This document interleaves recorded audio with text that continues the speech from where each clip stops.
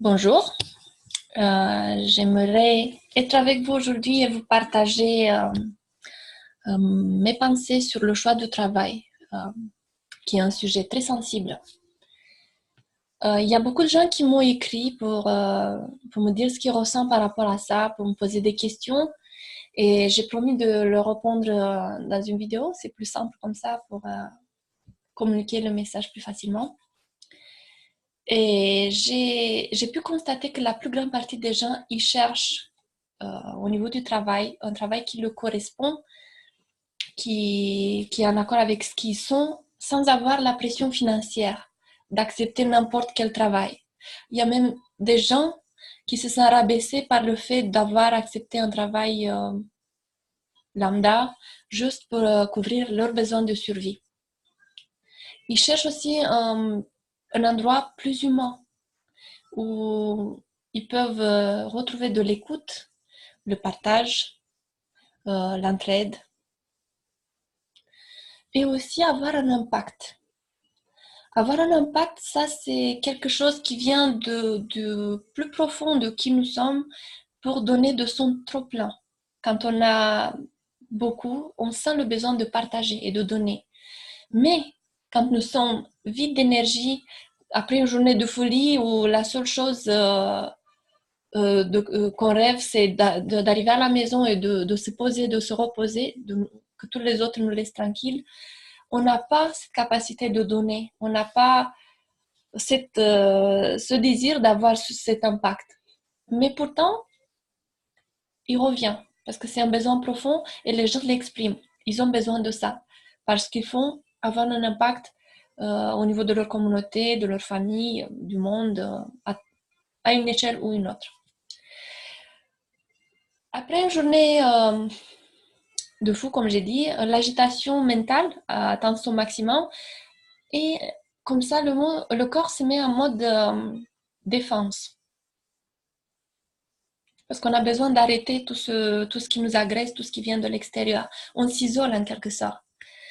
Quand on fait une activité qui nous tient à cœur, qui contribue, où on voit que par ce qu'on fait, on aide les autres, que ça a de la valeur, que ça a du sens, on trouve par miracle des ressources inattendues pour être présent, pour être là pour soutenir, pour créer et pour aider les autres.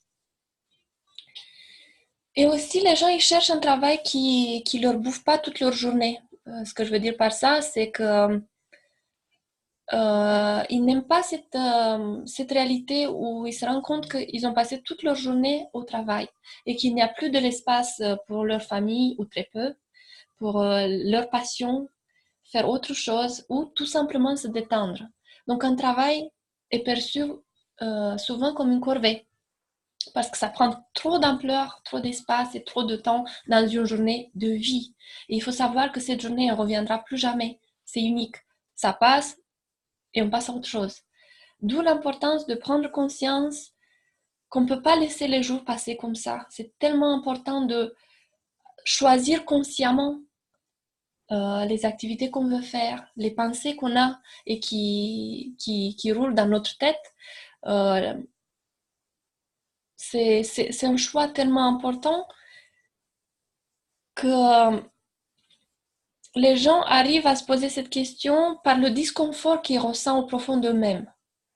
Disons qu'ils ont vécu comme ça jusque-là, mais à un moment donné, ça devient tellement douloureux, tellement frustrant de continuer comme ça, qu'ils doivent s'arrêter et se poser les bonnes questions. Aussi, j'ai remarqué une tendance que les gens aiment bien voir le choix, que le travail qu'ils font soit choisi par eux et non pas par la famille, par la tata, par le tonton, par, je sais pas, l'oncle qui est médecin, par les parents qui veulent que leur enfant continue une tradition dans la famille ou, je sais pas, tout simplement par les tendances qui sont sur le marché en ce moment. Ils ont besoin de savoir que ce choix, ça leur appartient. Peut-être que toi, tu ressens la même chose. Dis-moi. Aussi, ce qui est important pour les gens, c'est de choisir un travail un travail qui exprime ce qu'ils sont. Nous sommes des êtres vivants et nous avons besoin d'apporter cette touche originale qui nous est particulière, qui nous est spécifique. Et c'est ça qui est beau. Cette diversité, le fait qu'on n'est pas tous pareils, qu'on n'a pas les mêmes choses à apporter, ou même si c'est les mêmes choses en grand, on est quand même différents et qu'on peut faire les choses différemment. C'est ça qui est incroyable. Faire, c'est une expérience de l'être. Et la manière dont je suis, c'est pas la manière dont tu es. Donc, tu feras la même chose peut-être que moi, mais d'une manière différente. Je trouve ça magnifique parce que c'est aussi ici que la vocation intervient. En fait, c'est quoi la vocation? C'est l'appel de ton être profond d'être et de faire quelque chose en accord avec ce que tu es. Tout simplement ça. Mais comment faire pour exprimer mieux ce qu'on est? Pourquoi exprimer ce que tu es? Pourquoi c'est tellement important à tes yeux d'exprimer ce que tu es? Parce que sinon, on serait des robots. Et certainement, les robots, ils sont beaucoup plus performants au niveau de la résistance au stress, à l'usure, et même des fois plus pointus, plus intelligents que les humains sur certaines tâches précises. Mais il y a quelque chose que les robots ne peuvent pas remplacer. Et ça, sache que tu l'as, qui est en toi. C'est cette petite étincelle divine, on peut l'appeler de nombreuses façons, tu l'appelles comme tu veux, ton âme, ton étincelle divine, tes talents, ton don, tu peux choisir quel nom tu veux, mais sache qu'il y a quelque chose en toi qui veut s'exprimer, qui a besoin de cet espace pour s'exprimer, qui veut se connaître soi-même. En fait, c'est ça le mot. Tu veux te connaître toi-même.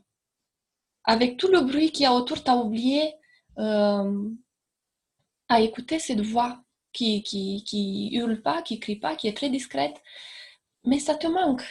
Et du coup, tu cherches, tu te poses des questions, des fois tu ressens de la frustration. Et moi, je suis là justement pour t'aider à révéler, pour que ton faire soit riche de ce que tu es. Il y a tellement de bruit autour et surtout dans notre tête qu'on a vraiment perdu cette capacité de ressentir. Écoute bien ce mot, ressentir. On parle souvent de penser, réfléchir, avoir des réflexions.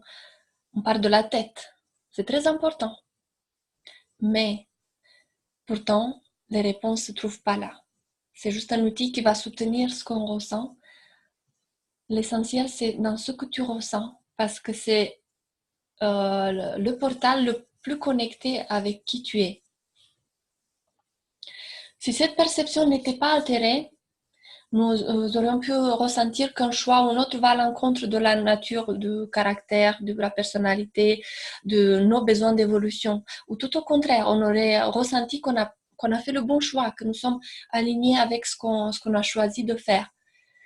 Mais on est déconnecté souvent de ce magnifique outil et c'est pas étonnant qu'on arrive à ressentir plutôt de découragement, du désespoir, de la tristesse, de la rage, de l'inutilité et une sorte de sensation d'être piégé par nos propres choix.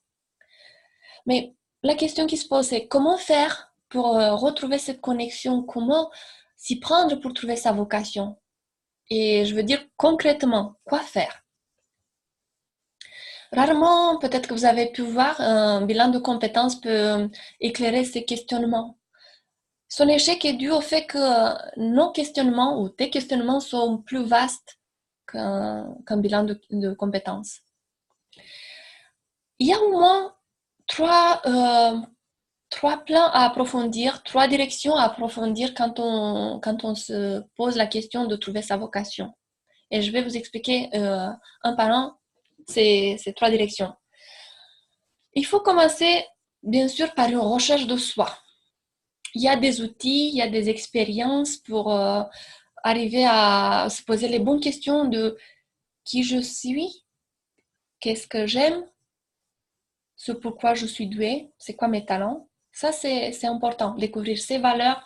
Disons que c'est important de découvrir tout ce qui est in the house, chez toi, c'est toi. Ensuite, on va regarder à l'extérieur, de l'intérieur, pour voir qu'est-ce que l'environnement de travail propose.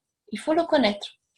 Car oui, il faut rester connecté à la réalité. Il faut savoir comment le marché du travail marche, comment il évolue, parce que ça va à une vitesse incroyable. Savoir ce qui se passe là où tu habites. Parce que je donne un exemple banal. Peut-être que je me rends compte que j'aimerais être sauveteur en mer, mais j'habite en Alsace. Comment faire? Peut-être que je déménage à Marseille, je ne sais pas. Ou peut-être que je trouve un travail qui a à faire avec l'eau dans mon coin, où je découvre pas mal de choses sur moi-même. Et en fait, je me rends compte que c'est un besoin de soleil, que c'est un besoin de se rapprocher de notre style de vie. Donc là, quand on commence à creuser, on va sortir pas mal d'informations qui nous est utile pour nous diriger dans notre choix de travail par rapport à l'environnement, là où on est ou plus loin. Et aussi, troisièmement, il faut voir qu'est-ce que le marché, qu'est-ce que l'environnement demande. Donc d'un côté, qu'est-ce qu'il propose en termes d'emploi ou possibilités pour exercer un métier, et de l'autre côté, qu'est-ce qu'il demande. Et là, c'est important de bien obtenir des réponses et les lister et extraire ce dont le monde a besoin. Et du coup, comment je peux servir, comment je peux contribuer parce que je suis et je fais. Et deuxièmement, ce dont le monde me paierait pour. Parce que forcément, on fait un travail parce qu'on a besoin d'être rémunéré. Et bien sûr, tout effort et toute valeur qu'on puisse fournir aux autres doit être rémunéré. Donc, il y a un échange dans les deux sens. Donc, comme j'ai dit, il y a trois axes importants à approfondir. Et pour retrouver cette sérénité, le sens de l'utilité, cette paix intérieure qui vient au paquet avec le métier qui te colle à la peau, aux valeurs, il faut regarder un plan plus grand. Donc, il faut regarder le tableau complet. Il y a pas mal d'évaluations cognitives, des tests qui n'amènent pas la solution. Et ça, c'est parce que les résultats parlent que d'un segment de ta personne. Elle parle de tes performances cognitives, il touche peut-être un peu à l'affectif, mais toi, tu es plus grand que ça. Tu n'es pas seulement un cerveau, tu es un être humain vaste, complexe. Donc, il faut regarder tous ces différentes facettes de toi pour pouvoir justement trouver tes réponses. Si t'intéresse que j'approfondisse un peu plus et que je te donne plus de détails sur les trois plans de recherche, j'aimerais bien que tu me fasses signe, que tu me laisses soit un commentaire, soit tu m'envoies tout simplement un mail. Et je serai ravie de te répondre et d'être avec toi parce que ma mission, ma vocation, c'est de t'aider toi à trouver ta vocation. Je te remercie, je t'embrasse et je te dis à très bientôt.